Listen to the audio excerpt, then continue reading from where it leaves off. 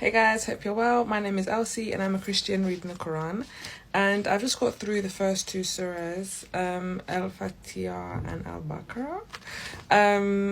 Surah 2, I think the title in translation is the Heifer. And it's so interesting because that's a direct link and reference to the Bible or to the Tanakh. In Numbers, is it Numbers 19? Where it speaks about, the laws of Moses or the laws of purification according to Moses, and how they were asked to bring a red heifer and sacrifice it for, for purification, etc. So I think what I've learned so far reading the Quran is how closely interlinked, well, essentially, how we share the same kind of history, and there's so many references in the Quran or in these two kind of chapters so far to, I guess, Jewish history, or Abrahamic history, let's just call it. They speak about Moses, they speak about David, Goliath, they speak about Saul, and I think it's so interesting because in the New Testament, they be calling out the Jews, Christians be calling out the Jews in the New Testament, and in the Quran they be calling out the Jews and the Christians by their name.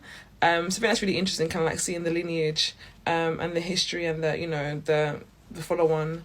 In terms of how we all interact and interrelate with each other. What I do like about the Quran so far is, the first surah, Al-Fatiha. I like how it, the book starts with, in the name of Allah, most gracious, most merciful. It starts with kind of that praise and that honouring of God, which is lovely.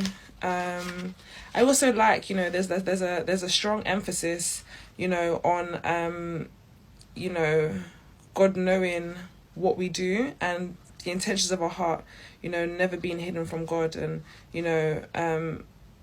what we do here, matters in the life thereafter. And I think it's just nice to see it stressed so often in this book.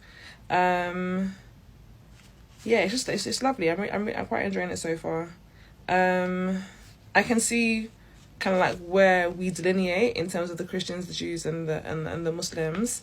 But I think, it's just interesting to kind of see how in different ways we've experienced God, and how in the different ways he speaks to us and calls us, and the different, emphases, that's not word, he places on the hearts of the Jews, the Christians, and then the Muslims. Very, very interesting.